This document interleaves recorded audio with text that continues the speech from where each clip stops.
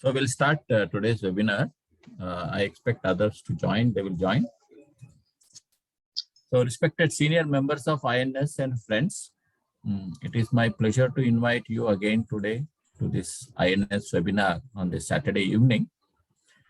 Webinar is an important platform for INS to invite leaders, unit heads of different institutions, academics, industry, and also individuals to give talk to our members on development in different fields of science and engineering in general and nuclear science and engineering in particular. All these talks are recorded and put on our INS website as a YouTube for the benefit of viewers to refer anytime. It has been observed that large number of viewers have subscribed to our channel. So this shows people are interested and they do see the YouTubes. This is an important part of our outreach program mandated for INS and also as per the constitution of the INS. Today we are going to have the 29th webinar in this series, and we have with us today Dr. L.R. Bishnoi, former Director, Nuclear Safety Analysis and Research Group, AERB. On behalf of INS and on my own behalf, I welcome you, sir, on our Zoom platform. It's our great pleasure to have you. We will be greatly privileged to listen to your talk on a very important subject of civil engineering, safety review, interface, and strategies.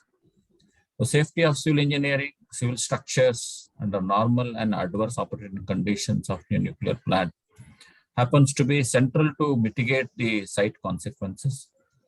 This subject encompasses all the stages of the plant, like during plant siting, design, operation, and quality assurance to ensure safety of the plant. The safety criteria includes limiting radiation exposure, and it is an important part of the defense in depth, and use PIE-based design basis for building civil structures, which is housing and supporting important systems and components of nuclear power plant. The most important of them, according to me, are the design of the construction of EPs, penetrations, and seismic analysis and qualification. So Dr. Bishnoi is there with us to give the talk and talk more on all this. I once again extend our warm welcome to Dr. Bishnoi, and I thank him for supporting INS program. So now I request our President, S.K. Mehta, to give his opening remark, please. Welcome, Dr. Bishnoi. It's a pleasure to have you here. And you're talking on a very important subject, which is quite been developing over the many years. And it's important for all the design work that we do from safety point of view. I'm eager to listen and once again update my knowledge on the subject, and I'm sure all the other members will also be equally keen to hear and listen to you. So welcome to you. Thank you, sir. Thank you very much. I will now introduce Dr. Bishnoi. He doesn't need introduction, but for our own record and completeness, I will read out his brief biodata. L.R. Bishnoi graduated from Jodhpur in 1982 with honors. He joined BARC in 1985 and moved to AERB in 1990. He completed his PhD from IIT Mumbai in 2018. Dr. Bishnoi's service in atomic energy program spans over 3.5 decades, acquiring vast experience of multidisciplinary reviews for PHWRs, VVRs, PFBR, and related R&D activities. Dr. Bishnoi served AERB in different capacities as head SSED and head NPSD, and later on, before he retired, he was director NSARG, is a group of nuclear safety. He contributed significantly to AERB's RIGDOCS program and was part of drafting team for civil standards and G series documents for the first time in AERB. He has also drafted guides on seismic qualification and protection against internally generated missile, besides contributing specific aspects of revision of siting codes, development of LWR code, and guides for aging management and periodic safety review. Dr. Bishnoi has served many safety committees and talk committees of AERB. Later, he was chairman of PDSC for PHWRs and vice chairman of PDSC for LWRs, besides member secretary of CESC committee for about 23 years. He was also member of ACPSR and SARCO. Served SARCO subcommittees for seismic revaluation and safety upgrades of TAPS 1 and 2, which is very important. Also in MAPS and RAPS 1 and 2 and FBTR. His experience in aging management aspect was utilized extensively in IAEA IGALE program. He was chairman for subgroup of civil structures of IGALE phase 3 program and also served as a faculty for Pro Salto expert mission in Angra NPP of Brazil in 2017. Dr. Bishnoi made commendable contribution to the post-Fukushima safety assessment and upgrades work on as member secretary AERB's high-level committee and steered many first-of-its-kind studies. Dr. Bishnoi has contributed immensely to the regulatory oversights of NPPs. He led AERB team for the first ever regulatory inspection of NPCL headquarters activities. Dr. Bishnoi has been working towards competence enhancement of self and colleagues through in-house safety studies. He has participated and led collaborative studies with the national and international institutions like BARC, IGCAR, USNRC, IAEA, and OECD NEA.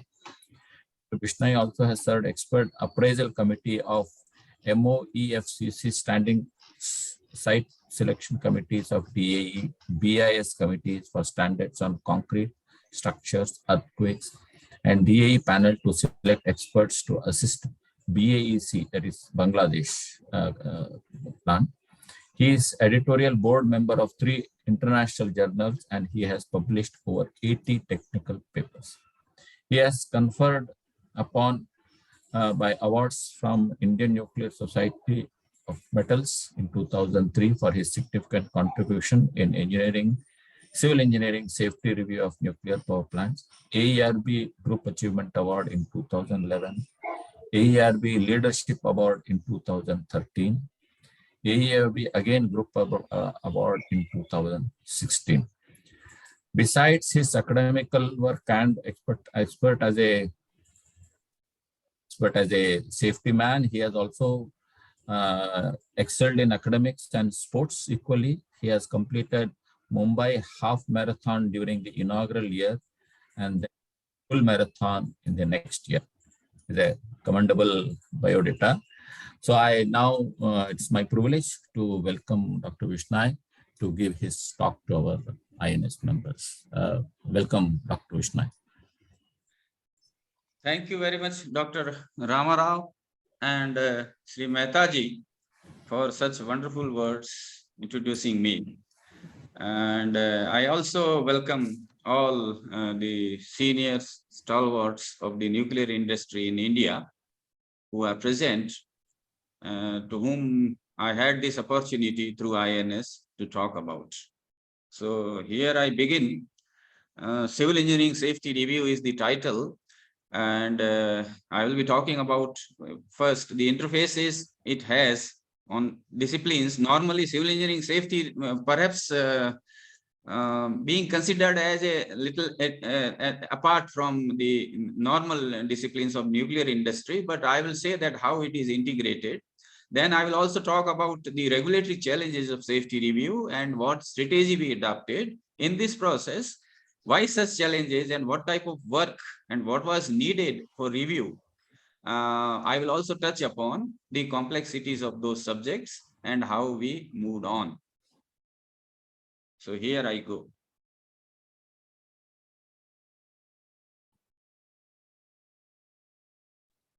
slide is not changing. I do not know. I think you minimize it and then change. Okay. Right.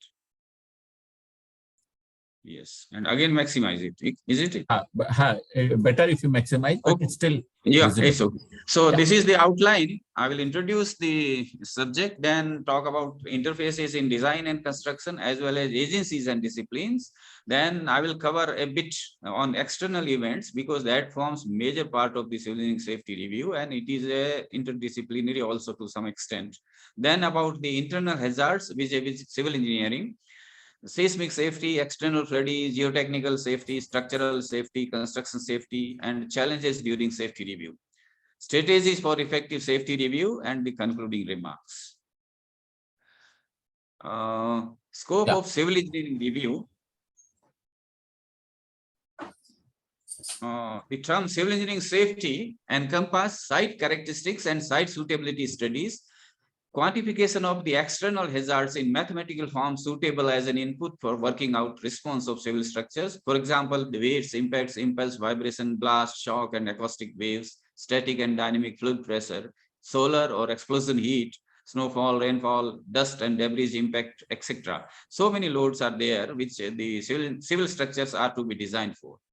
Impact of internal hazards is generally quantified by the corresponding system or discipline handling branches, and it comes as an input to the civil engineer to design against those hazards. Assessment of facility layout for improving and enhancing protection against applicable hazards is also a part of, though multidisciplinary, but major role is played by the civil engineering discipline. Assessment of internal resistance of structural elements against applied loading and design of elements is the core activity after all these inputs are available to a civil engineer. Then identification, consideration, and quantification of degradation mechanisms to provide adequate protection for a given service life, which is common to all branches. So accordingly in civil also. Civil engineering safety review is required for NPPs as well as front-end and back-end facilities of nuclear fuel cycle across all stages from siting to decommissioning.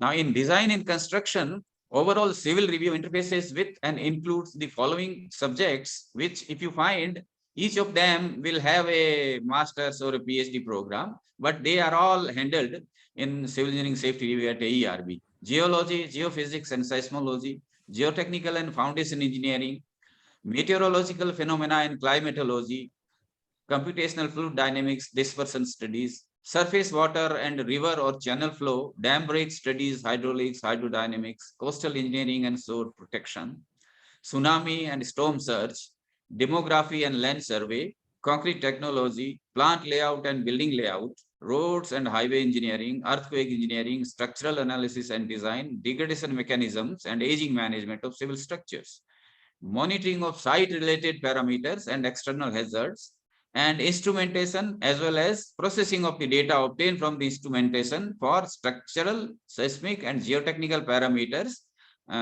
of the facility. Construction technology and industrial safety also has to be kept in mind while designing as well as during the subsequent regulatory inspections. The interfaces with agencies of the discipline include, see, many of the data and the input are required, and they are required for review also, besides utility providing readily for as a designer to the AERB. AERB also conducts a kind of parallel study, and many times when it has certain difficult areas, it also consults those people. So these institutes and the individual experts include different directorates of NPCIL and their consultants, BRC, IGCAR and AMD, MOEF, GSI, NGRI, and other national institutes dealing with geology, geophysics, seismology, and seismotectonics. India Meteorological Department, Indian Institute of Technology, Indian Institute of Tropical Meteorology, Central Water and Power Research Station, Central Water Commission, National Institute of Oceanography, National Institute of Hydrology, Bureau of Indian Standards, and other academic institutes, ARB consultants, DAE experts and safety committee members, material testing laboratories, construction experts, IAEA, NEA, USNRC, ASN, IRSN, etc. for collaborative studies, R&D inputs, and current developments. I will talk about this because whatever competence we had, and it became our compulsion to develop that these institutes have helped us by offering the round robin exercises, standard problem exercises, and the necessary data for validation of such exercises. Let us go to the first topic of the talk, safety against external hazards. And this includes effect of site characteristics on the plant. Natural events I have listed, site specific, there may be additional also. Seismic and geological consideration, flooding of site, extreme meteorological events, shoreline erosion, loss of ultimate heat sink of the plant, stability of foundation media, particularly with respect to liquefaction, subsidence, and landslides. These pictures show some of the natural phenomena, mainly the earthquake, what kind of damage it can cause, landslides, and the railway line that was straight has been thrown out. And liquefaction has caused the complete tumbling of the buildings as such, like a rigid body. So these are the effects which are to be handled under civil engineering safety review. Now there are man-induced or the activity because of the human activity. There are some hazards plants see, and that includes aircraft crash, chemical explosions and toxic gases release, oil slick, blasting operations, mining, drilling, and water extraction. During siting stage, some other characteristics are also to be factored into while conducting the land survey and the site selection. They include the power evacuation route, transportation of over-dimension consignment, foundation considerations, whether suitable for the plant to establish there, cooling water requirements, and thermal and chemical pollution. This picture shows just a majority of the natural as well as the human-induced events, how a plant has to register. Now, safety against internal hazards. The effects of extant pressure and temperature, including differential pressures, they are all internally generated because of the accident situations within the plant. Effects of internally generated missiles due to piping and equipment failure. And such loads include pipe whip, jet impingement, pipe nozzle supports, reactions, and internal flooding because of the busting of tank or breakage of a pipeline. Effect of chemical and radiation environment during normal and accident conditions, and effect of stored fluid, that is hydrodynamic, inertial, and impulsive effects. These are to be accounted in the civil design and civil design review. If they are missing, the regulator has to be attentive and alert to see that whether these phenomena are applicable for its design. This is just a list to say that how all these loads have been, categorized and put, characterized and put into the design process. So I will not go through this slide, but it includes all that: missiles, accidental load is natural loads, and loads coming because of pre-stressing and such things. So this is just listed, and then one has to have the applicable combinations also, which should be reliable combinations. What I should call. Let us go to the seismic safety, and I would say that this is truly a global interdisciplinary subject. This cartoon I have taken from my colleague Roshan, where you can see the people involved: seismologists, geologists, geophysicists, ground motion specialists, historians. Historians also have a role about the data about the past earthquakes and the volcanic activities and such things. Paleoseismic seismologists and archaeologists, structural engineer, and geotechnical earthquake engineering. And these people who have expertise in different countries, Arabic, Japanese, please, likewise, Chinese, if they have any information. So it actually shows the complexity of the subject and the interdisciplinary interactions. A bit about how the earthquakes happen. Most of you are aware the so-called elastic rebound theory. It is like, plate tectonics. Our Earth's crust ranging from 10 kilometer up to 40 kilometer, 50 kilometer thick it covers the Earth's outer core and the inner core together in the form of plates. And because of the activities below in the outer core, there is continuous pressure and temperature and type of loading conditions on this, and these plates keep moving. And when the plates rub against each other, they store energy of movement. And when it is no more able to sustain that energy, like a spring, it releases. And that is what we call at the plate boundary earthquakes, which are mega earthquakes. And because of this type of sudden release, many times this within the plate, intraplate, the faults also get activated and they start moving to readjust to the new situation. And then we get the intraplate earthquakes.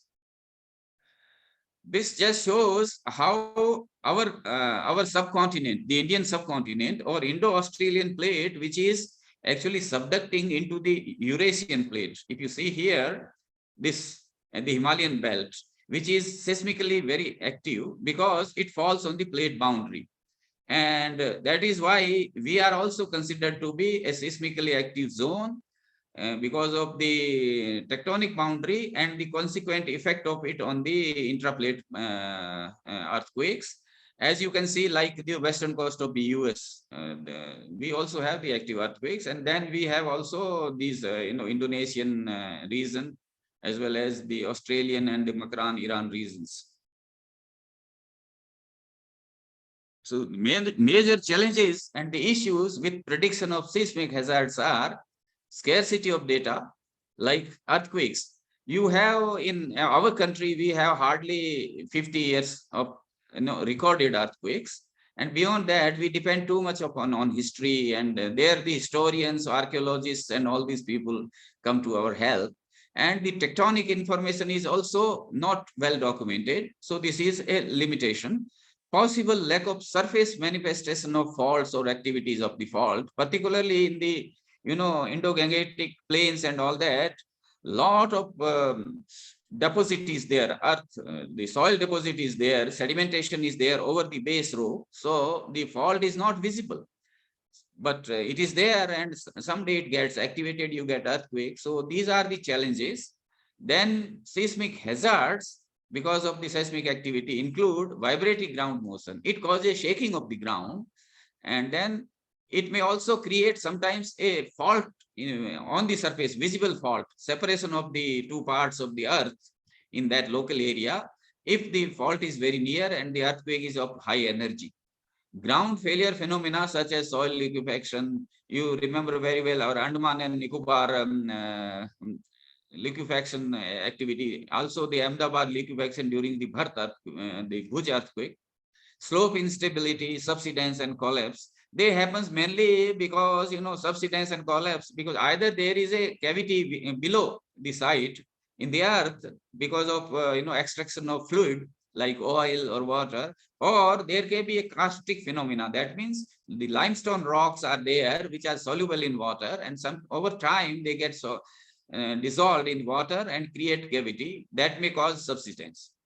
Seismically induced floods and water waves, they happen because seismically induced flood wave and water waves, tsunami is one example, SAS is another. We'll talk later about these things also. Safety against seismic hazards is called the seismic safety. Solutions are available to mitigate hazards of vibrating ground motion and seismically induced floods. Others are to be precluded by locating NPP at a safer site. But nowadays, with the advancement of the technology, some of the other hazards are also being handled as long as we can engineer the site.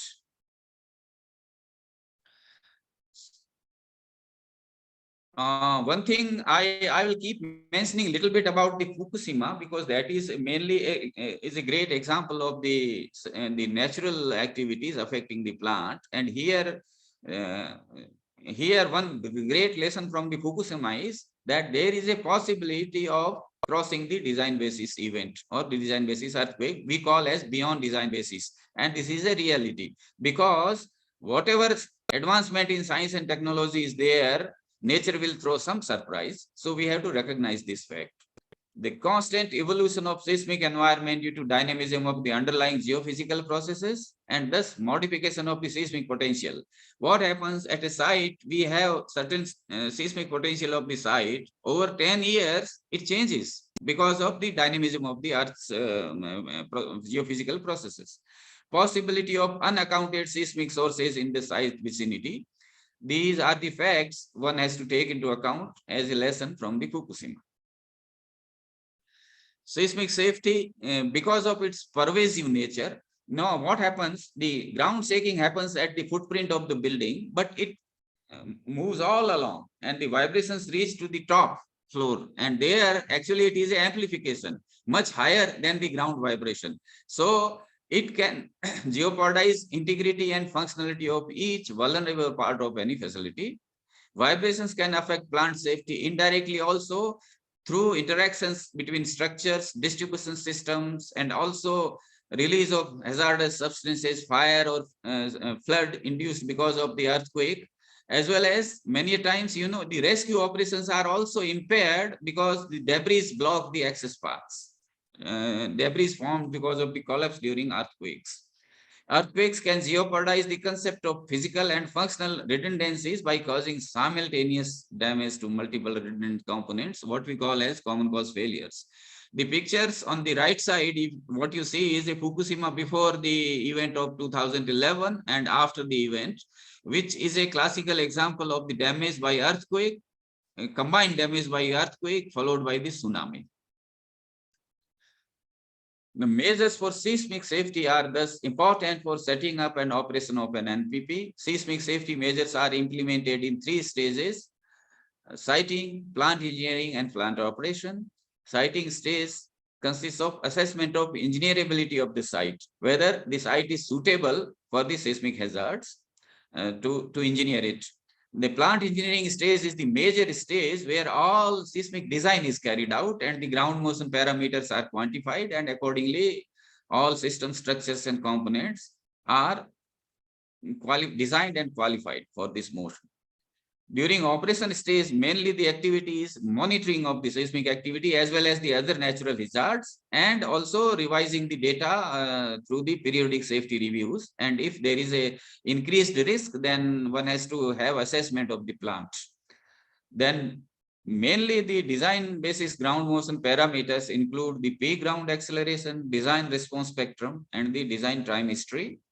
PGA alone is a level of the highest level of acceleration in a given frequency range, but is not good enough because the shape of the spectra is important. And let me share you that this response spectrum analysis is good for getting the maximum response. But if you want to have a time history of analysis where the complete information about time wise is available, that then the time history is important as an input, and this is required also for generating the flow response spectra for qualification of the uncoupled or the decoupled equipment. The Fukushima here, the item is that USNRC recognized BDB and put up a requirement of seismic qualification for 1.67 times SSE for all new built in US, even before Fukushima 2011, because there were some events in US that showed that their earthquake level or design basis level had exceeded. Some of the recent beyond design basis earthquakes and affected NPPs are the Great East Japan earthquake 2011, which is popularly we know as Fukushima Daiichi. The NCO 2007 earthquake, Kashiwazaki Kariwa, and in Japan, that also provided many insights into the earthquakes, particularly the bowl effect. That means if a site is in a bowl with rocks forming a bowl type of formation, there is a amplification of the ground motion, high amplification. And we know what happens in Kashiwazaki also. Some radioactive tanks were damaged. In Virginia, earthquake 2011 in North Anna, NPP of USA, and the Leroy earthquake 1986, the Perry NPP in Ohio, USA, which was under construction, was affected, which exceeded the design basis. At siting stage, we implement the seismic safety measures in such a way. In our country, we have a practice that no NPP should be located in seismic zone 5 of IS 1893. I would consider this as a guideline because today with technology advancement, if need arises, we can vouch for sites in these zones also, but as long as we can avoid, this is the guideline. The site is rejected if a capable fault exists within 5-kilometer radius. And many times this also is I would call it as a myth, because on a occurrence of a large earthquake, a fault which has terminated somewhere away, 10-kilometer away, can actually extend a reach to the site. So, but to be on the safer side, surface faulting should be avoided. So faults should not be there in the site vicinity. It should be away. Preliminary geological investigations are completed during siting stage to study topographical features, geological and lithological properties, and assessment of potential ground floor phenomena. Sites having ground floor potential such that no engineering solution is possible are deemed unsuitable for setting up a nuclear power plant. Now, at plant engineering stage, we have to determine the design basis ground motion parameters, which goes as an input for the plant design, seismic design.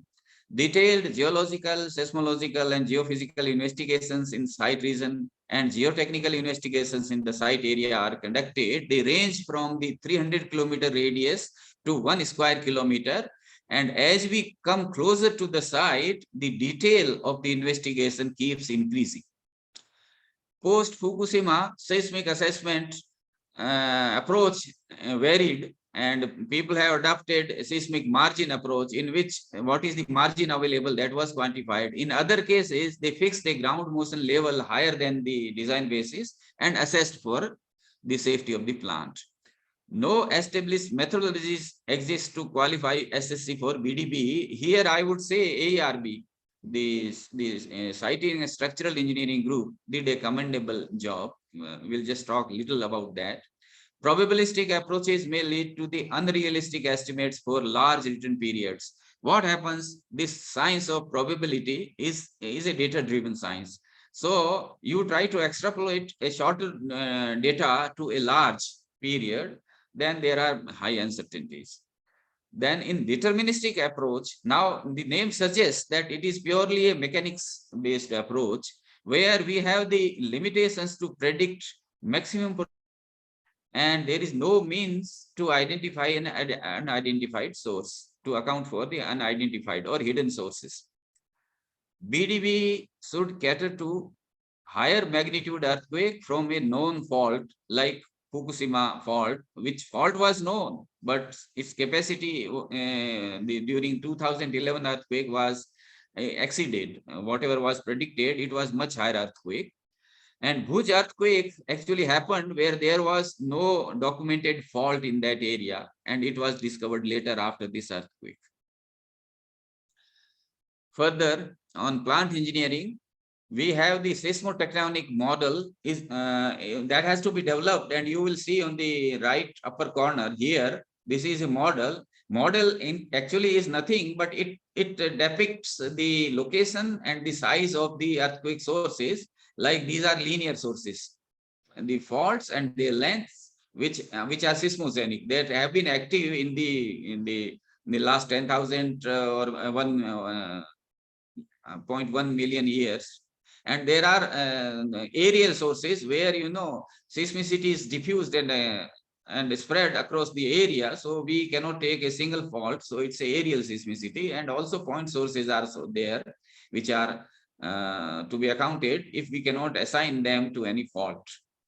So this model is used, and this provides a link between the databases which have been generated during the investigations with the calculational model.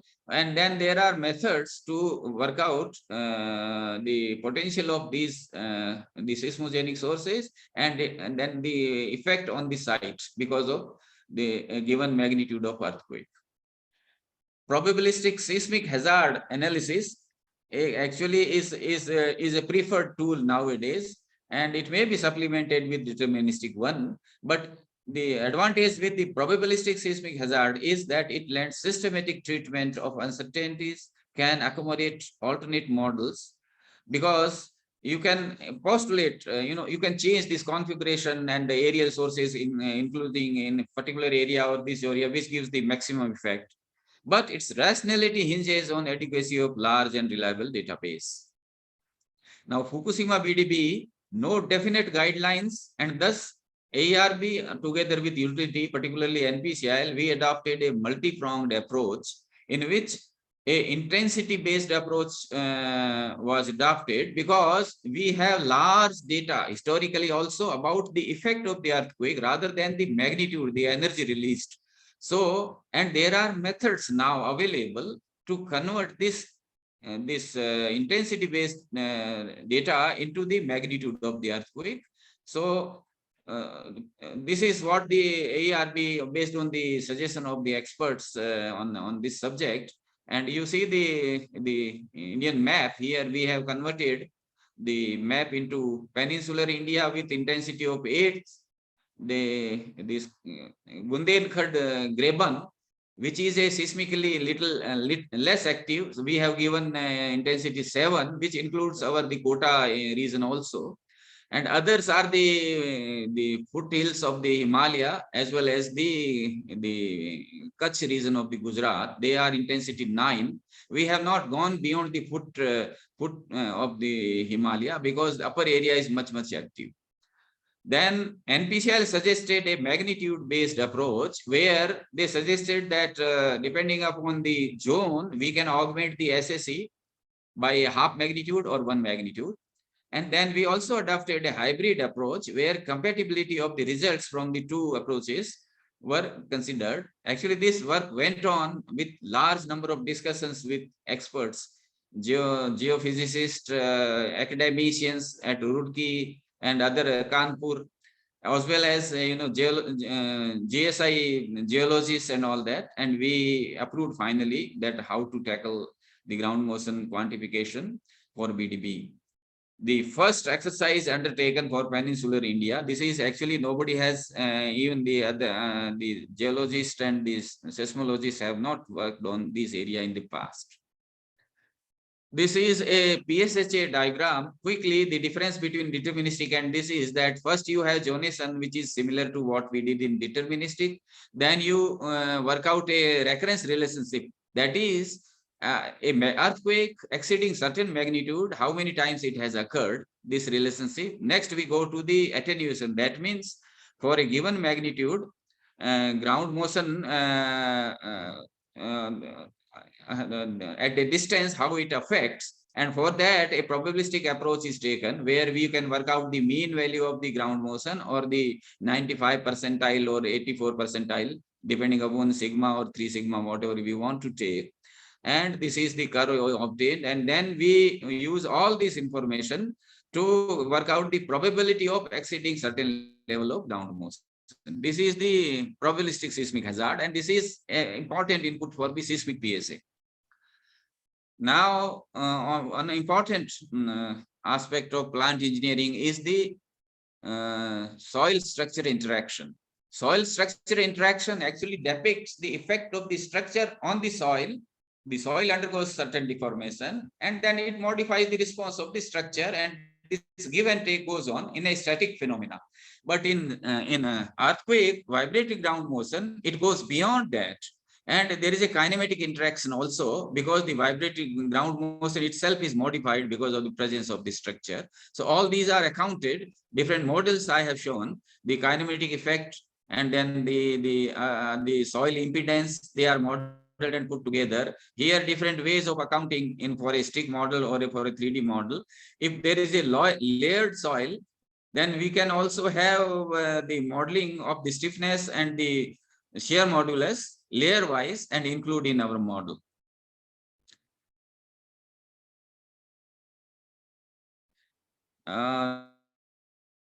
Now, let us also talk about the modeling for seismic safety. One is that you model the whole thing as such, as a detailed static model, but that become unwieldy, and the information output is so large that you are lost in the processing of that input. So normally people go for If they go for detailed model, then there are approaches where the degrees of freedom are reduced by identifying the dynamic degrees of freedom and lumping masses at there. Then second thing is, whatever model you adopt, large equipment which affect the response of the structure has to be modeled, because I'll give you an example. On an elephant, if a bird sits, the motion of the bird is irrelevant. Even if a bigger size man sits, its movement is irregular, but its weight causes some kind of disturbance on the skin of the elephant. Whereas if you put a huge load on it, it will also cause the elephant body also to swing to some extent. And that is how the large equipment with large rigidity and mass, or the equipment with maybe lesser mass but spread over the entire floor, which holds the movement of the floor, they need to be modeled. And then those which are not modeled, their mass is accounted in the model. And then later on, the flow response spectrum, that is the ground motion, is converted into the floor motion. And that motion is used for the qualification of these equipment and the systems. Here the modeling approaches are shown. This is a stick model, the bottom left corner, which was used for Tarapur. I'll give you an idea about how this modeling is. This is represent the rough well below. Here it is the outer and inner containment. Here you will see this Calendria vault. Calendria vault is modeled here, its stiffness and mass, and these two steam generators are shown here. So this is a kind of model which gives better insight and also facilitates mass participation, because the degrees of freedom are restricted. But if you go for a large model, integrated model like this PFBR model, this PFBR model, and this is a Kudankulam containment model, then you have to adopt specific techniques, because you get large number of non-mass participating spurious modes which need not be accounted. And there are techniques also to extract the effective modes. This is another part of generating FRS, where I will not go into, but briefly what it says is you give the input, calculate the time history at that level. From there, at different frequencies, what will be the response amplification, you work out and generate a response spectrum. And that response spectrum you use for qualification of the equipment. Now, seismic safety measures at plant engineering stage also include seismic analysis and design. FRS shows peaks at natural frequencies of primary structure. So what happens, we have quite a good number of uncertainties while quantifying the rigidities of the structural elements, as well as calculating the mass because of difference in mass density and all that. So when in calculational model, you get a point frequency or a point response. So the peak response is actually the response can lie somewhere on the lower side or the higher side. So the equipment which are mounted on floor should not suffer. So such FRS which point responses, they are broadened to account for such uncertainties. And this is what is shown here. About 15% on either side of the peak, the spectrum is broadened, and then then you join together to get a smooth spectrum without any sudden change in the response. Regarding Fukushima lesson, basic safety functions need not be impaired even under BDB. This was the recommendation of the ARB's high-level committee. And functionality of the most relevant SSCs also has to be maintained. So the approach adopted during this Fukushima work was to identify structure, systems, and components to be qualified for the BDB. And what guideline we generated for this purpose is that either you can use the guidelines given for the seismic re-evaluation, because in re-evaluation, it is little different from the fresh design, where you can account for the ductility and the energy absorption capacity, that is damping of the older structures. So here you also, because mainly the idea is that integrity has to be maintained, and only very important structures were functionally necessary for satisfying those three basic safety functions, CCCs. those has to meet the functionality requirement. That is the displacements or movements one has to satisfy. So, and then include structural systems and components specifically required during BDB conditions to avoid the cliff edge effect. You all know what is cliff edge effect is, that you cross certain level of ground motion, or for that matter flood also, then suddenly the plant become unmanageable, it is highly damaged. That situation is called the cliff edge effect. You are sitting on a cliff and next step can throw you into the valley.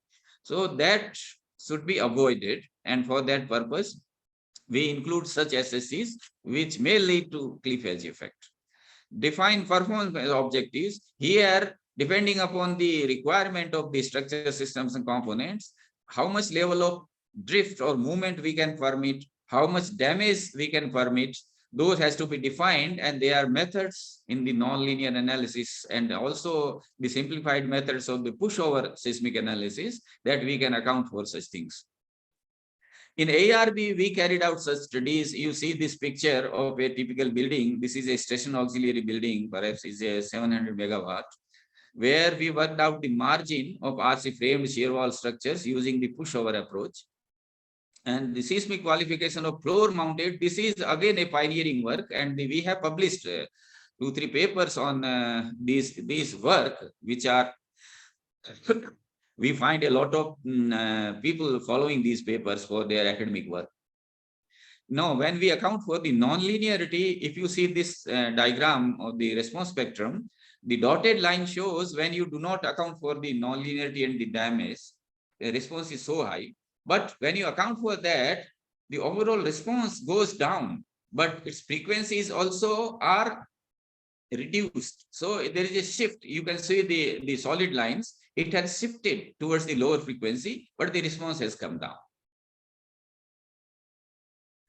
This, I will just show that whatever I have talked in one diagram, this is, I think if the Bhardwaj Sahab is online, he had given this picture in one of his papers. So I have borrowed with the due acknowledgement, and I have shown here. It shows the all activities starting from fault to ground motion to response spectrum generation, civil structure, primary structure analysis to FRS and final qualification. So this everything in one diagram is shown. Seismic safety at plant operation stage includes seismic monitoring, which is very important. And we have actually instrumentation, one for the free field motion. That is the motion away from the plant where there is no other facility constructed. So it gets a free field. That means field free of any construction. That is ground motion. And then we have instruments at different levels of the important buildings where important equipment are there. And these are used for either manually or through a seismic tripping the plant when it exceeds a threshold level of the seismic response. And also these data become very useful for qualifying your seismic models, because now you have the response, the model is already constructed, the building is constructed, you can remodel it and see that your original model was accurate or it needs to be tweaked. Seismic re-evaluation in case of design basis is exceeded is an activity during plant operation stage. The NPPs also undergo a periodic safety review during operation phase, and this also falls under review of the seismic risk of the plant, and if required assessing it again. Seismic re-evaluation is one such important activity during operation stage, and that may happen because of either change in the site seismicity or state of the art of seismic hazard assessment has changed, or the regulatory requirements have become more stringent, or we have learned something about the new techniques or new data world over that calls for a review of the existing design basis. The concern in such cases is whether the changes can be accommodated within the inherent capacity of the plant, or we need to have a plant modification. The FBTR, we had done a seismic re-evaluation, a full-fledged seismic PSHA as well as the seismic PSA. And that is a very, first of a kind exercise we carried out in India, where ARB was the playing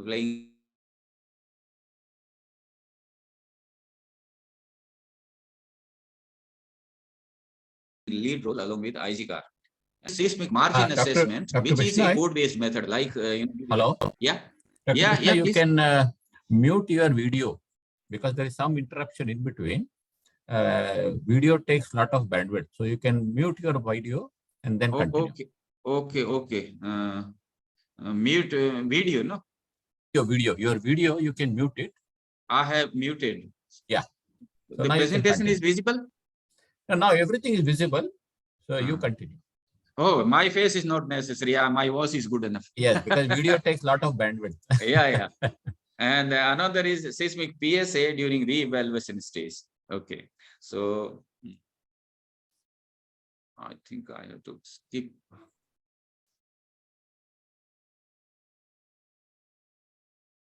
With this change, it is not moving. Anyway, you can minimize and then wait. I am trying to minimize, but it is not happening that way also. Okay. Unmute your video and see. Restore the normal setting. If it happens, let me see. No, something else has happened. Something else. Dr. Ramarao, I saw one Tejas Pathak playing with, on my slides, he has scribbled. Did you get that? I do not know who is Tejas Pathak. Tejas Pathak, is it our INS person? No. I think it is there in your video. It is there in your presentation. But he scribbled this, this red color. This was not there in my original presentation. Okay. But, I do not know who is this Tejas Pathak. Okay. But now it is not allowing me to either move up or down. Oh, I see. You have unmuted your video? Unmuted and saw it, but it was not allowing. What do I do? You can stop sharing and again share it again. You can stop the sharing and share it again. Okay, fine. Right. Now I should share it again. Yeah, again, please share it.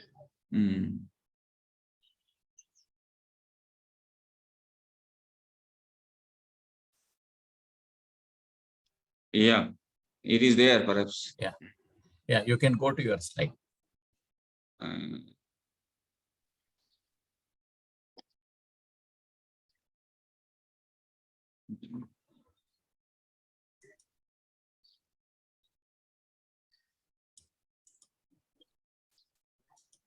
Yes, we were here. So, yeah, actually, seismic PSA is a. You can go to presentation mode again, so that I'll go. Yeah, you'll have more band. I mean, real estate there. Yes, I will go. Yeah. I think. Yeah. Right. I will not talk about seismic PSA because it is like any other internal event PSA except the additional inputs coming from seismic PSHA, probably seismic hazard analysis, and then you finally lead to the CDF. So I will not go, but this is a very important aspect. Dharne Saab may agree that. So I will not go into detail of it. External flooding. Inland flooding, we have mainly the precipitation based, that is the rainfall based river flood because of a storm hitting a particular geography or the intense rain, and together with a very high rainfall at the site. And their main approach is the flood hydrograph is used to route the flood from the region, the catchment area into the site, and the level is worked out. And then depending upon the written period of the event, we determine the design basis flood level. And also we consider about the local intense rainfall to see that whatever drainage system is there at the plant, that should work. And it should not happen that there is a reverse flow. That means the water, rather than discharging, they become the source of flooding the site. There are dam break studies also important wherever dam is there, and if it is not qualified for SSC level of earthquake, then we have to postulate a break and work out. So this is one approach, but this is a very complex time-wise breakage and all that is not an easy phenomena. So normally a conservative approach is taken where a certain size and duration is taken and assessments are made how the flood water rises along with a nominal rainfall in that region, because the high rainfall along with dam break is a low probability event. SES is a seismic wave in a pond or a lake surrounded like a bowl. When you vibrate it, it generates waves and keep swinging. So it may sometimes swing so high that throw water into the site. So SES is another consideration. And on coastal flood, we have the tropical cyclone, particularly for our country, and the tsunami. Here, this diagram shows that we are subjected to tropical cyclone, and we are frequently visited by these cyclones. The intensity is more in the Bay of Bengal, but occasionally Arabian Sea also. And this converts into a depression as it moves northwards. These are some of the data on historical earthquakes. It also includes, recent Gonu cyclone 2007, which caused devastation in the in the Odisha area, which was having a differential pressure of millibar 98. The factors that contribute to high cyclonic surge include convergence of bay, high astronomical tides, and favorable cyclonic track. Sometimes the cyclonic tracks, they change as they move along. So if it is favorable, and it will hit the site with all its potential to flood it. And at the time, if high tide is there, the flood level will go much, much higher. And for this, a site-specific analysis is required. Here, the tsunami, I would say there are no volcanic sources or other sources like slump of the sea deposits that can cause local tsunami, but far-field tsunamis are there, and we can see this Indonesian earthquakes. They generate earthquake, and that waves moves in this direction. So they hit the Indian coast, and we see the 2004 tsunami, the impact. Here, Makran source is there that causes movement of waves in this direction, and that can hit our western coast. And these are away, but one thing was noted that these sources are quite away, 700 to 1,000 kilometers, and so a simultaneous occurrence of a far-field tsunami and the earthquake local is not a credible postulation. So we have to consider this tsunami, and for this, if a site-specific study has to be conducted. ARB participated in many such exercises and worked out the tsunami effect on the coastal India. Far field and near field I have already talked about. The post-Fukushima studies, ARB participated in R&D activities concerning safety against external events and severe accidents in NPP. These include IAEA extra budgetary program on Kashiwazaki Kariwa research initiative for seismic margin. Actually, Japanese provided all the data from the Kashiwazaki Kariwa damage and the geological data, where you can use that data to model the Kashiwazaki Kariwa plant and see that how good is your the modeling techniques and how best you can have the prediction. Another was about the tsunamis, post-earthquake considerations in external zone. That program is on IAEA TP's program. And we also worked on the ultimate capacity of containment. Actually, Mehta Saab played a major role in this activity. I will come to it later when we talk about. A detailed site-specific analysis is required for tsunami prediction, because not only the waves brought closer to the shore, but the shore bathymetry and the shore geometry, they have the tremendous effect on the amplification of the waves while they hit the coast.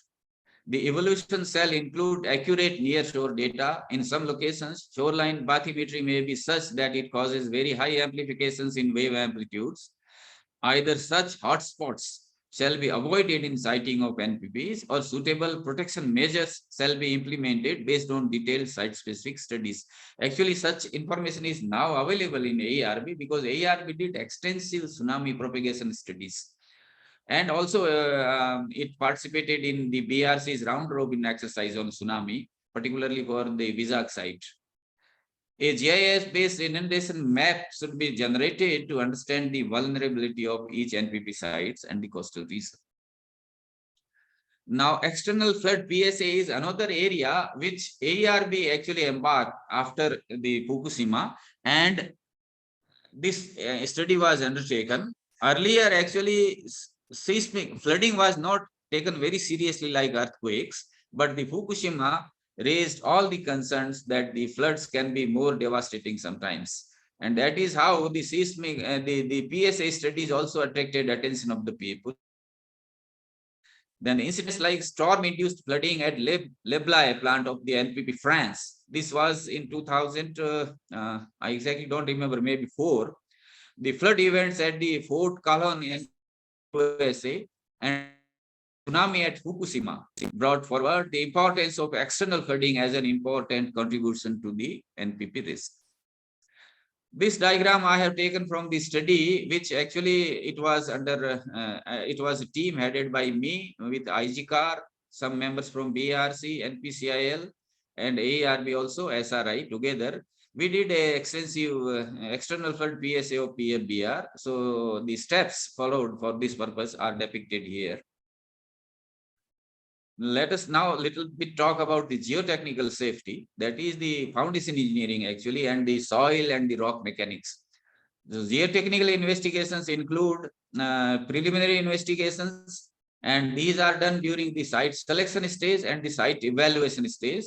Detailed investigations are carried out at the design stage for the evaluation of the design parameters, and the confirmatory investigations are done to see that whatever we have predicted from boreholes after exposure, whether they are still valid or not, or are there any surprises. Preliminary investigations include determine preliminary seismic design parameters, groundwater level variation, slope and embankment stability, liquefaction, soil erosion, determination of the preliminary foundation design parameters, and stability of the coastal regime. These are important for selection of a site as well as for evaluation of the site.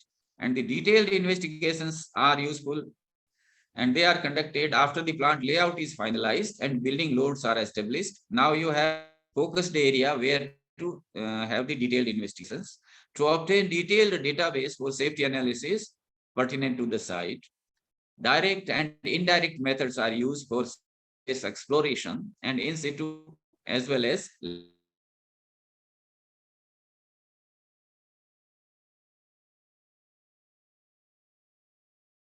laboratory tests are conducted to it should be sufficient to define the geology and distance laterally as well as vertically depth-wise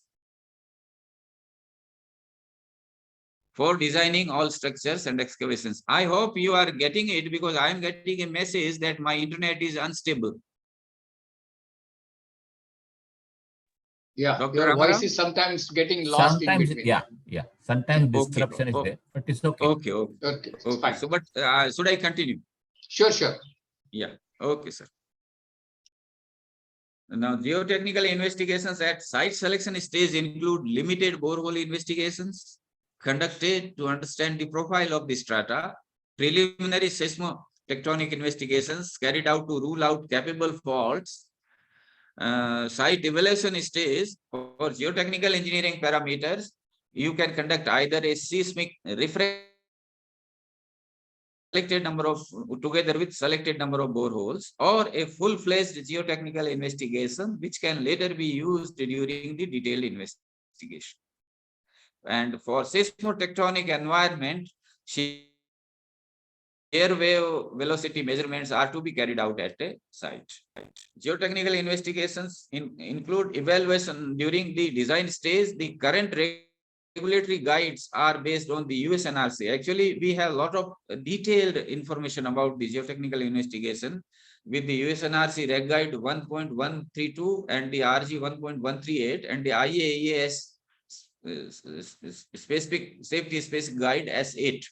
In addition, review of excavation and dewatering procedure is also forms part of the geotechnical safety, because during excavation, if dewatering scheme is not done properly, the entire excavation will damage the site area rather than helping in our excavation and then laying foundation. In sites where NPPs exist, we have to also know the peak particle velocity studies because of the blasting operations carried out on the rocks for excavation, such that they should not damage the nearby existing structures as well as the sensitive equipment and the instruments. And then confirmatory geotechnical investigations are done, as told earlier also, during once the excavation is done and the site is exposed. Here, important point is that the dynamic behavior of soils is very important, because vibratory motions can cause settlement of dry sands, or they can cause liquefaction of saturated sands. Dynamic design parameters of the soil are also important, and the key parameters which go into modeling of the foundation are the shear modulus, damping, and then the other one are the elastic modulus, mass density, and the Poisson's ratio. Soil structure systems SSI, what we talked together in the modeling, that is the dynamic behavior. Subsoil may influence the structural response in three ways. It can amplify the ground motion as it approaches the site. It can modify the behavior from fixed base to the interactive mode, and then mode shapes and frequencies may change. And it can cause dissipation of, this is a positive effect, that when the structure vibrates, it radiates back the earthquake energy into the soil. So that is radiation damping advantage is available from the soil sites. Evaluation of foundation design parameters. This includes best estimates and range of variation established, and then determine and estimate range from more than one type of investigation, because in soil a lot of uncertainties are there. So depending totally on one type of investigation can be disastrous. Engineering's judgment is the key to select value from range such that design value is compatible to site condition. That means a certain type of site is there, and what design value you get, it should be in that ballpark. Conservative results from safety analysis using this value. That means whatever value you use, your safety studies for site safety are conducted, they should lead to conservative site. An adequate safety margin is to be provided, and design value of one parameter does not contradict because the other one, because E, mu, G, all these are related mechanics wise. So if you take these values and which do not match with each other, then there is an inconsistency. So that part also has to be seen. Foundation safety aspects are that the applied bearing pressure because of the structure and the loading should be less than the safe bearing capacity of the subgrade below. Total and the differential settlements of subgrade to be within the acceptable limits. These actually, I'll tell you, the Gorakhpur, we have faced all these issues, whatever I'm just talking about, and they were serious issues about even the liquefaction mitigation. We had to go for the ground improvement, and then piles, and then soil pile, soil interaction, structure interaction. These became really a very difficult task. Subgrade below or adjacent to the foundation should not liquefy due to ground shaking. All loads from superstructure should be transmitted to the subgrade with appropriate safety margins, and structural integrity of the foundation should also be maintained under all specified load combinations. Foundation design should ensure compliance with the specified minimum factors of safety against sliding, overturning, uplift under hydrostatic pressure because of groundwater table, and the flotation. Okay, this uplift is also because of the seismic ground motion, and the flotation is because of the groundwater table. Safety function. Now let us talk about the structural safety. This is another a major topic, and then we will have winding up about the topic. Safety functions of NPP building structures include contain radioactive fission products during accident conditions and even during normal operation, whatever releases are there, protect reactor and associated safety systems against external natural and human-induced events, shielding against radiation. And the support functions provided by these building structures are to provide stable support to the reactor and associated safety systems, limit release of airborne activity in conjunction with other systems during operational stage, and provide housing to facilitate control of the internal environment. Design requirements for the NPP building structures include serviceability. We call in civil design a serviceability term is used, which includes mainly in nuclear parlance functional integrity. Another is strength, that is the structural elements to resist the applied loadings under all conditions, load abnormal as well as normal conditions, the integrity. They should not give way. And stability is another form of structural integrity where a rigid body failure should also not happen. Then we have the radiological protection aspects of containing or shielding as applicable. The other design considerations include fire protection as applicable. For that, fire rating is provided.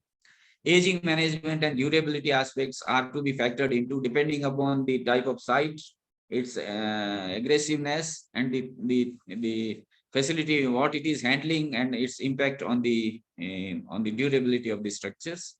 Construction methodology and quality assurance, industrial safety and job hazard analysis during project stage, access control and barriers, test requirements, and decommissioning aspects. They also go as an input for the design of these facilities. Important layout considerations include requirements arising out of the system performance, safety functions, radiation zoning, construction and maintenance, low trajectory turbine missiles and other missiles, avoid structural connections between different safety systems and seismic class structures as far as possible, and provide adequate shake space between adjacent structural parts of the buildings. Site-specific conditions, access provision, control requirements, plant and site emergency requirements, simple, symmetrical, regular structural systems should be adopted so that they are amenable to the known methods or the reliable methods of analysis. Keep center of gravity of the structure low and reduce eccentricity between center of rigidity and center of mass to avoid the torsional effects. Reduce differential settlement through proper foundation system. This differential settlement is another big issue in Gorakhpur because reactor building is heavy, and then there are adjacent buildings nearby, and the piping and such facilities run across, and there is a large relative settlement between these buildings and reactor building, as well as the reactor building raft is huge. It is 100 meter by 100 meter. So there is a differential settlement within the raft because of its flexibility. So these issues made it really quite difficult, to adjust, control such things through provision of piling. Mehta Saab may remember this diagram, which was used during, Kudamkulam review, when there were differences in the load factors and the material safety factors used by Russian codes and by all others, Western as well as the ARB codes, and that necessitated what we call as, Mehtaji used the term intercomparison of the design. And at that time, what is to just for the better insight of the committee members, I had prepared this diagram, and this shows all the gamut of structural analysis and design. And surprisingly, in this study, one weak area was noted in Kudamkulam that was later strengthened. Now, in general considerations for structural analysis include overall structural behavior, global analysis is carried out for that purpose. And wherever there are discontinuities, either geometric or there are concentrated loads, then a local analysis is conducted where you take the input boundaries. You have a detailed modeling of the local area, but you put the boundary conditions from the global analysis. I'm talking all these aspects because they go into our review. And if there is some deviation or some mistake or slip, the regulator has to be alert to all these aspects. So it has to work equally hard to undertake the review. Then in RCC, effect of cracking under thermal loads has to be accounted properly. One way is to reduce the elastic modulus because of the thermal cracking. Pre-stressed concrete, effect of creep, sinkage, and elastic deformation has to be accounted. In elastic deformation is immediate, but creep and sinkage, they are time-dependent phenomena, and we have to account for the loss of pre-stressing because of that. And effect of pre-stress in all directions. Many times we give pre-stressing for beneficial effect, but locally it creates distress in the lateral directions. So one has to account for that. And you are aware, Sanat Kumar Saab is there, that that phenomena of radial tension in Kaiga Dome. And actually ARB together with NPCIL worked hard, and they produced a specifications which now are in our codes and guides, that this radial tension was not being addressed properly in any of the codes, but we had put it particularly as a lesson from the Kaiga Dome. On the liner, one is that liner modeling, no credit shall be taken for strength purpose, but all the deformation because of the primary civil structure imposed on the liner shall be designed for those deformations or the strains. Now, in foundation analysis, the important point is that the local geometric deviations are to be accounted because they can cause high local stresses. Offsets of the connections between superstructure from plate center line has to be accounted. And under seismic loading, if there is a lift off, a check has to be conducted. A normal guideline is there whenever there is a lift of more than 33%. Then there is a nonlinear effect. Geometric nonlinearity comes into picture and the analysis becomes complex. So one has to be aware of this situation. Another is range analysis has to be provided to account for the subgrade property variation. And one example is, this is a E value variation along depth at 10 meter, 20 meter, 30 meter, 40 meter, 50 meter. So you have to have a layered modeling to account for such a variation. And this is a diagram taken from the soil investigation work of the Gorakhpur plant. Metallic liner analysis has mainly a liner plate, anchors, penetration assemblies, and brackets and attachments. Liner concrete interaction is to determine the strains in the liner. Liner plate analysis should account for fabrication and erection tolerances, and the anchor analysis has to be carried out, that the liner may be assumed to remain linear and elastic, and anchor load based on maximum differential strength of the adjacent panels. There are design procedures where we postulate a missing anchor, and those situations are also because large number of anchors are there, and sometimes in construction you may miss a one or two. So that postulation is also done. The penetration assemblies and brackets are also analyzed as steel structural elements. One important thing about the structural analysis is there, whatever detailed modeling you do, particularly this new generation fond of discretizing it in a very detailed way, but you are likely to miss something. So a gross error should not be there. For that purpose, checks are conducted. Overall equilibrium, that means you see the foundation reaction and match with the applied load. They should match exactly. Wherever symmetry is there in the structure, you should see that behavior also is symmetric under symmetric loading. That shows that your model is all right. Displacements of points with concentrated loads, you can actually work out by using, that the effect of load as the distance goes diminishes. So if you have a concentrated load, by a simple local classical modeling, you can get an idea about how much displacement it can undergo, and then compare with your complicated model and see that it is in that ballpark. These are very simple checks. Another is comparison with classical solutions using simplified model. So these are important for a structural engineer to see that his model is all right. external. Now, another important issue is nowadays the airplane crash and the shock waves because of explosion nearby. So I will not go into detail of this aspect, but what I want to say is that USNRC has recently updated its 10 CFR 50, and they now demand that perform design assessment for impact of a large commercial aircraft with aviation fuel loading and an impact speed and angle of impact considering both experience as well as inexperienced control at low altitude, typically that of representative of a nuclear facility, and so that without operator action, reactor core remains cooled or the containment remains intact, and spent fuel cooling or spent fuel pool integrity is maintained. And currently we are avoiding this airplane crash and all that by citing criteria that the facility is quite away, 16 kilometers from the military airfield, or 10 kilometers from the civilian, and the frequency, how much frequency is there. All these considerations are there. But first time in Kudamkulam,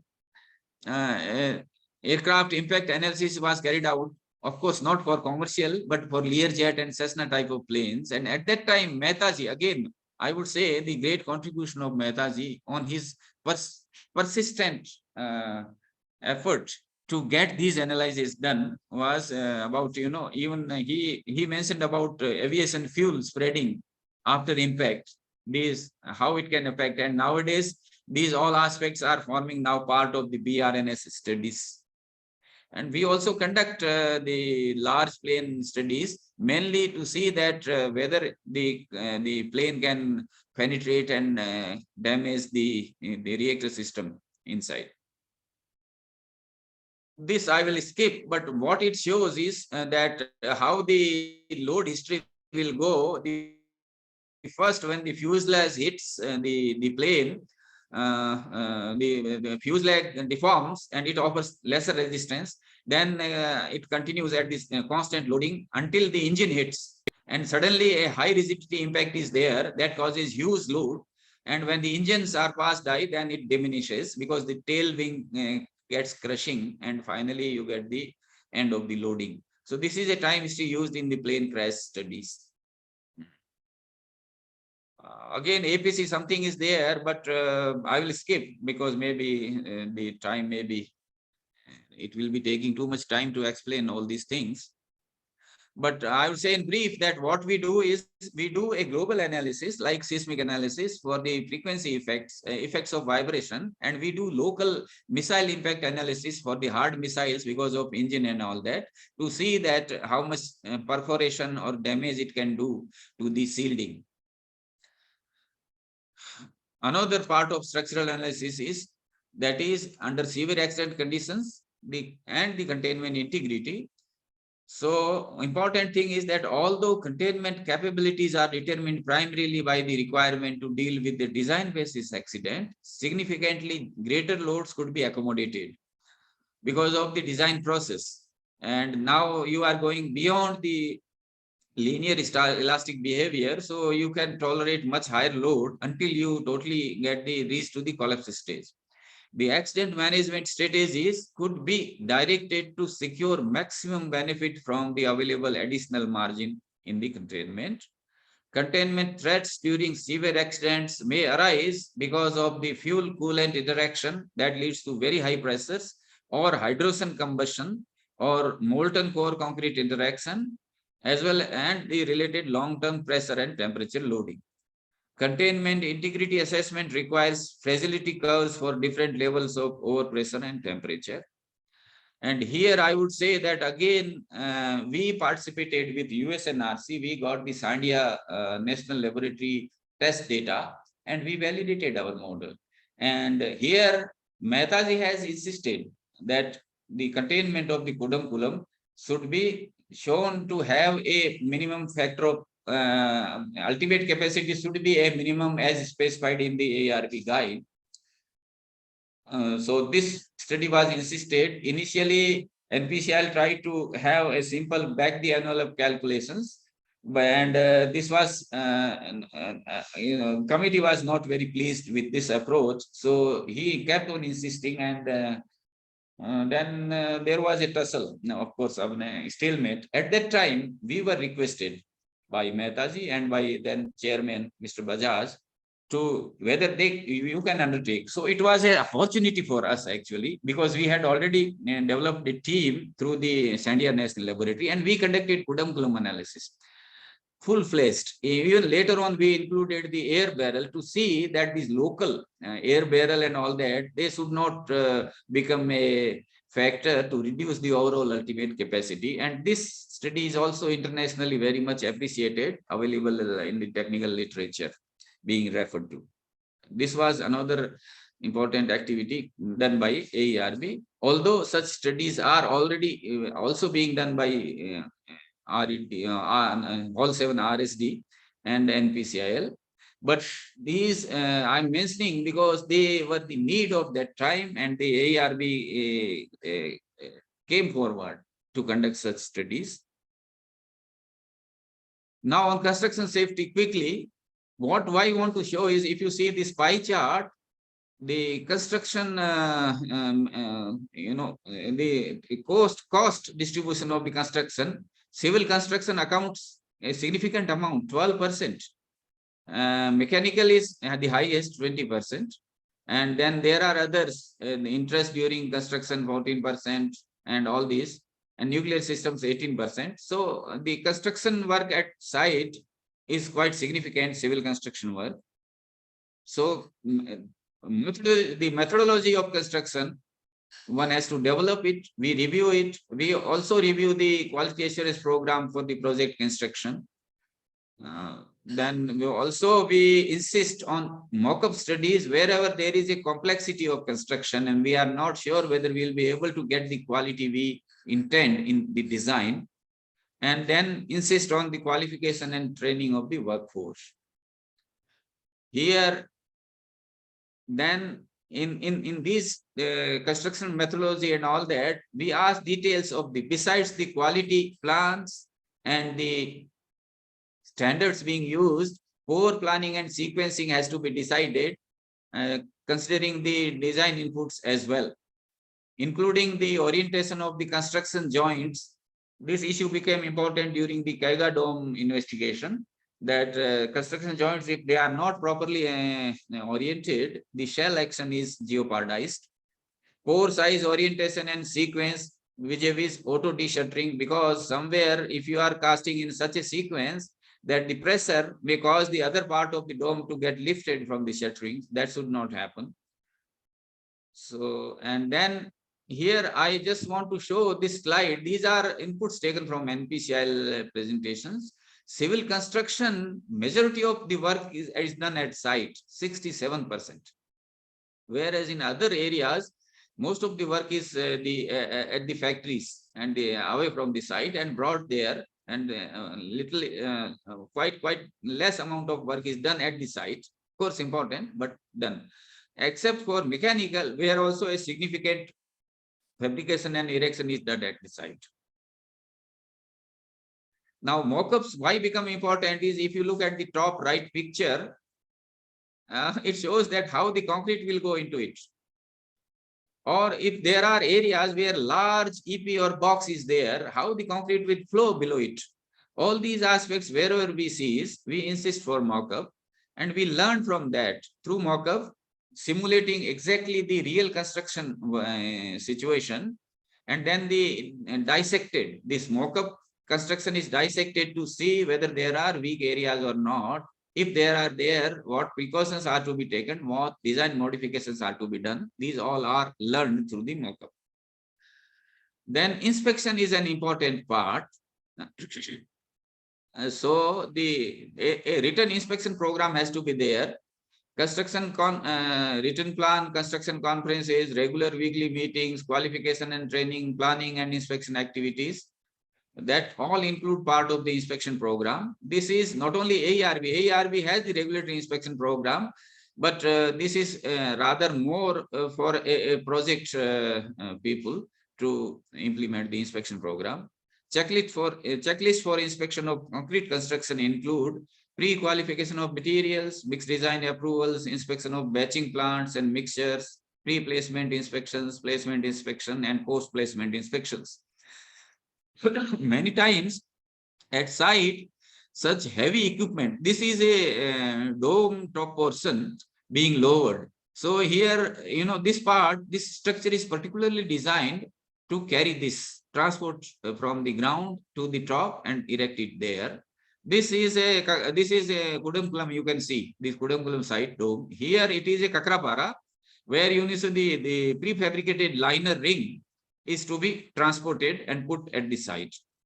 So this structure is designed only to carry this without any relative movements or deformations. And ARB witnesses such activities, and they also conduct inspection after seeing the procedure of erection, and that what are the important points to be taken care of, like calm wind conditions, then what is the overall strategic locations from where the guidance has to be available to the crane operator. All these aspects are to be considered. Now, challenges we faced at AERB during the safety review is resolution of designers' compulsions versus regulators' demands. Many times, without offense to the utility, I would say that utility designers are under tremendous pressure to meet with the project demands of developing the design as well as issuing the construction drawings. But at that time, when review is going on, if a regulator raises a query, then actually the whole study is done by utility. So at times the attitude is that this is what the all required has been done, and whatever query you has raised is irrelevant. Although the regulator knows that it is not irrelevant, but if he is incompetent or he is not in a position, then he has to simply keep mum.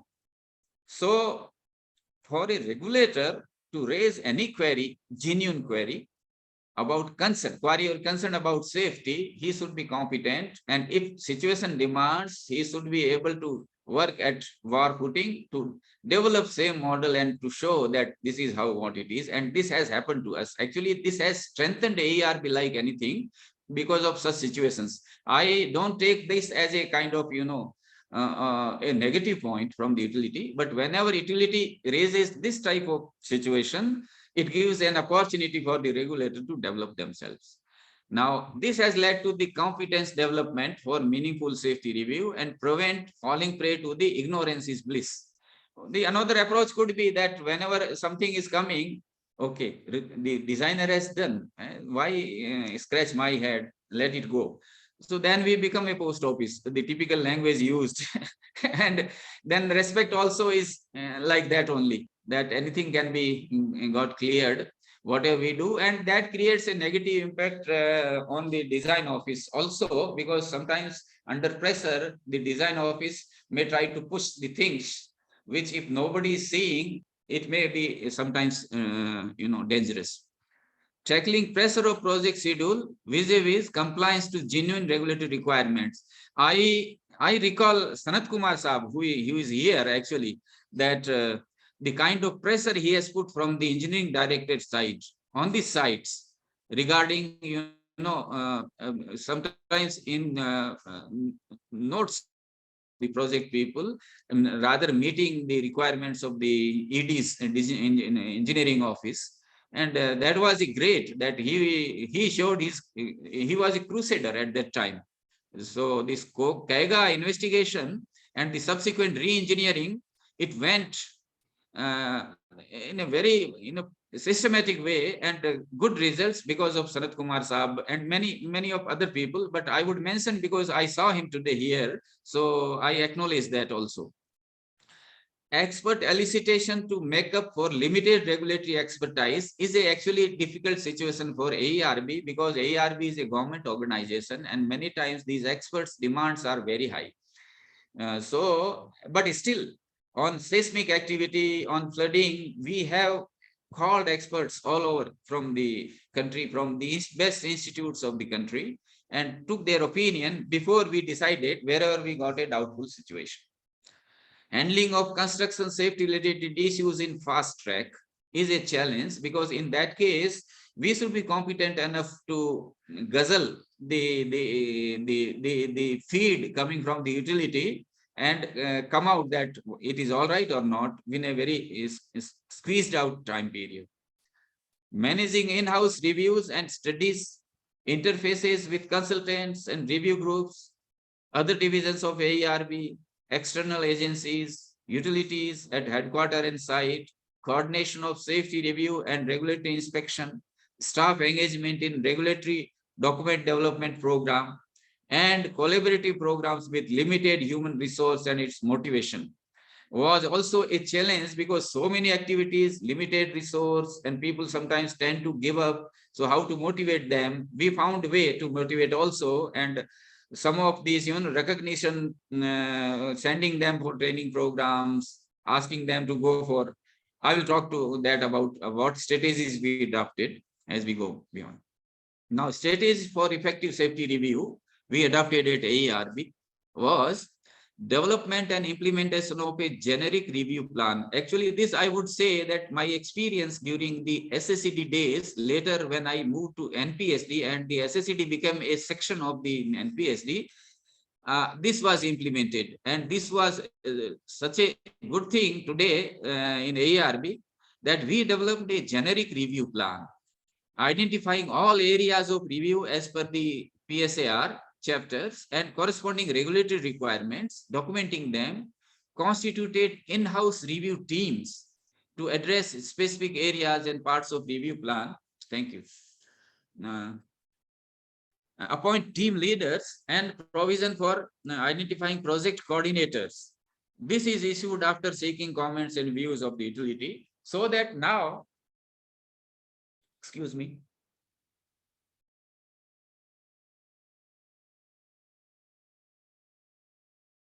so that we are on the same frequency, same line. We have agreed that this is the way we should move forward. And this breaks the unnecessary hassles and the obstacles that come during the review process, which is now there in AERB generic review plan. Maybe it may get updated based on the experience. Then we also insisted preparing project-specific review plans in line with the requirements of the generic review plan, identify generic review hold points to match with the compliance of regulatory requirements, and or to conduct the RI or witness the site activity before issuing go-ahead for the project.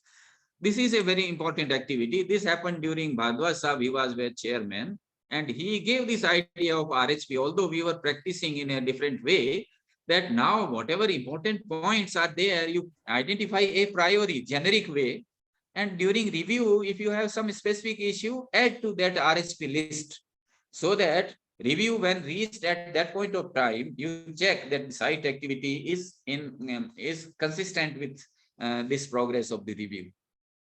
Revise and supplement with generic RHPs, with specific RHPs as the review progresses.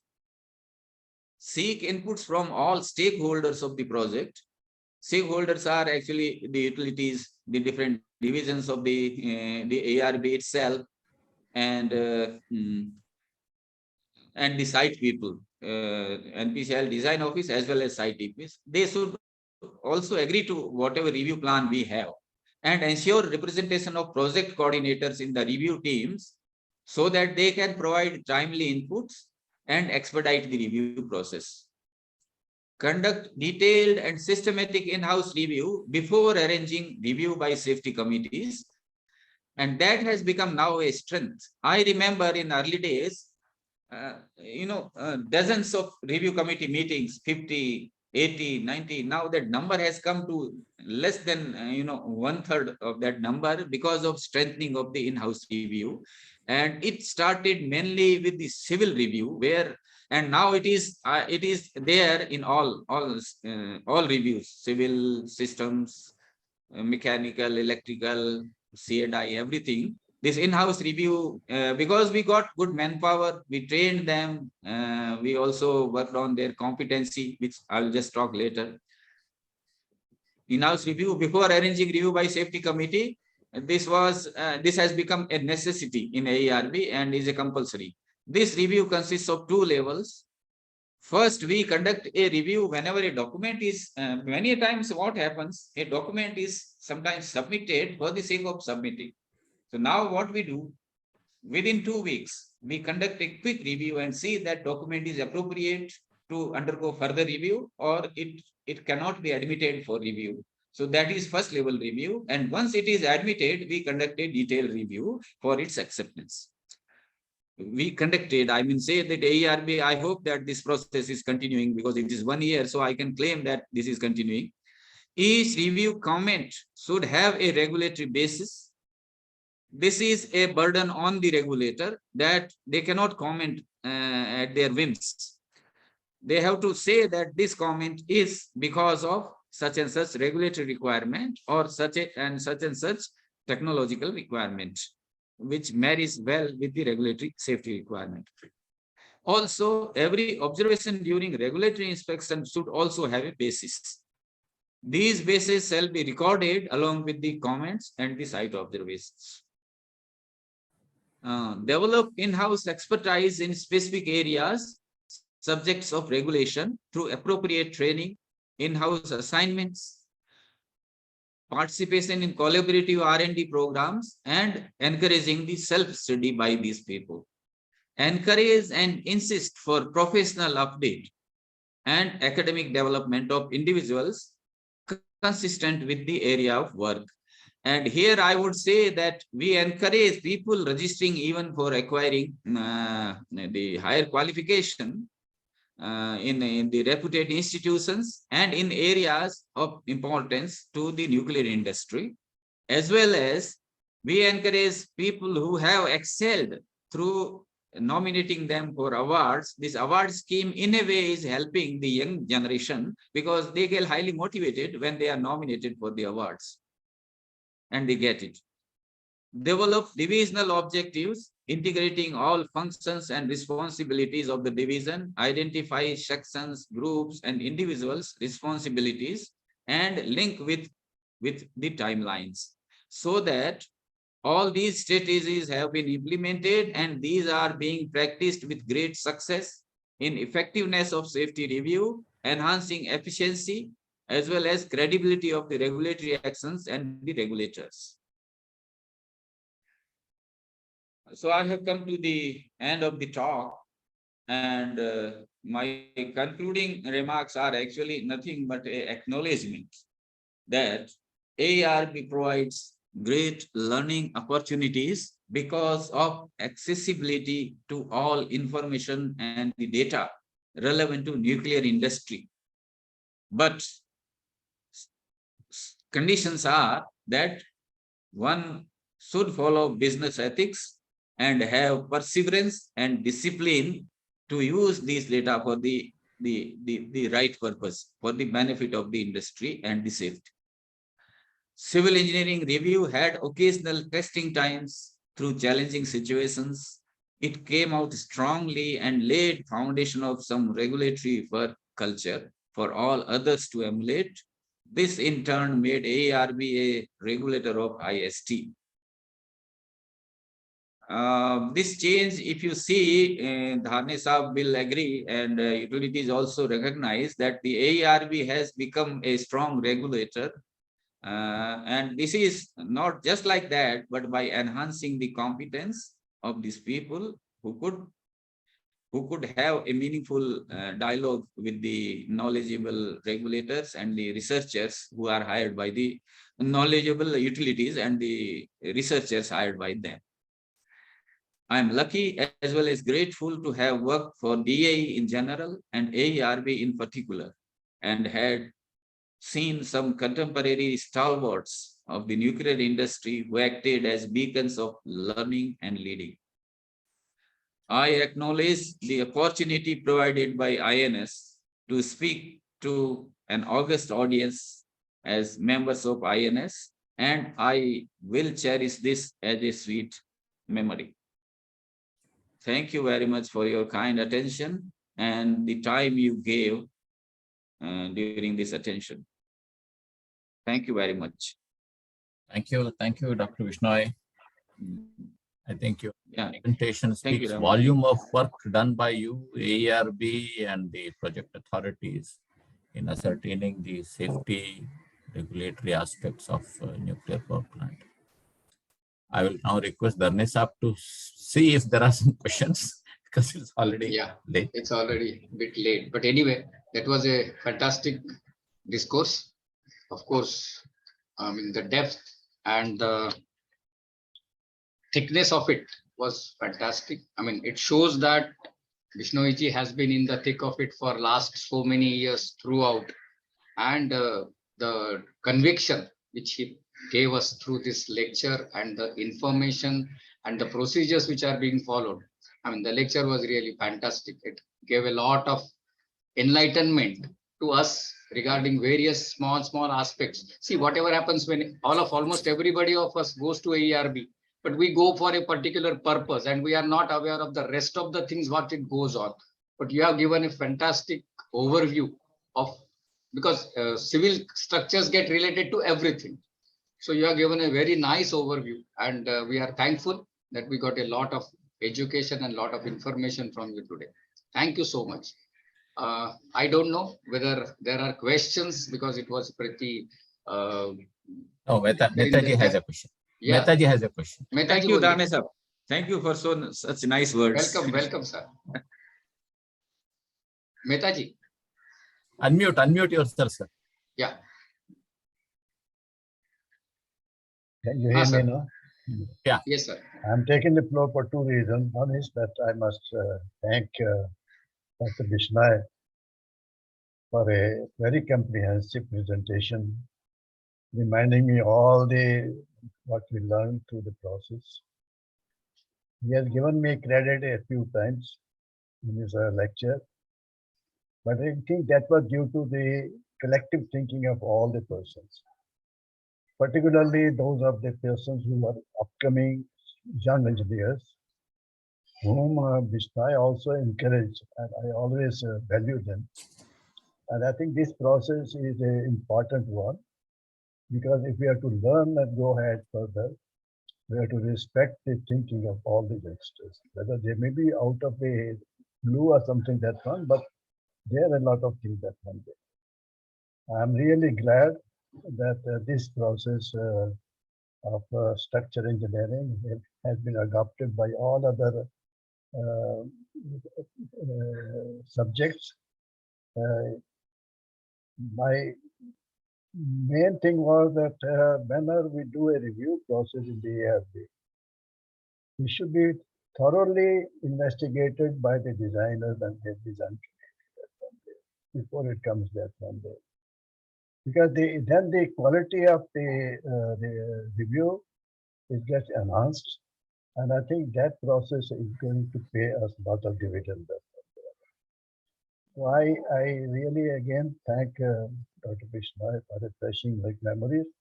I thoroughly enjoyed this lecture, and be in touch with INS Bishnoi because we need your services. Thank you. Thank you, sir. Thank you, Vedanta. Thank you. Thank you, Dr. Bishnoi. That was a wonderful presentation to us. A lot of learning, lot of take home for us. One thing I didn't see is whether AERB also insists on doing some validation. You talked about so many modeling, theoretical studies. Sure, sir. We insist. Yeah. We insist. Dharnesap is there. We ask for computer code validation, verification. Excellent. And Excellent. And then on the C&I side, there is a huge exercise on this front. Not only software, the hardware side also, but on normal codes, Mehta Saab may recall these Russian codes were used. We extensively asked for validation of all those codes. Yeah. Okay. So on behalf of INS, I once again thank you, Dr. Bishnoi, for spending time with us, giving a detailed work done by not only you, entire AERB team along with you. So it was a great evening to all of us. I also thank the Executive Committee of INS for this constant encouragement to continue with the webinar. I personally thank our President S.K. Mehta, who has always encouraged us to do and take up new projects in INS. I thank the webinar committee. Today I am lucky that Dharni Sahib is there with me. I thank Mittalji and Simjit, who were responsible for circulating this message of webinar to all the members. And I would like to announce the next speaker, next webinar, which will be on 1st October. It will be given by one Shri Ravi Shankar, General Manager, BHEL R&D Hyderabad. And the topic is an introduction to advanced ultra supercritical technology. So this will be on 1st October at the same 5 o'clock. So I'll request all members to join us on that day. So thanking again to Dr. Bishnoi, I seek your permission to close this webinar. Thank you very much. Thank you. Thank you very much, sir. Thank you very much. Thanks to all of you. So I can close it now. Yeah, sure. Sure.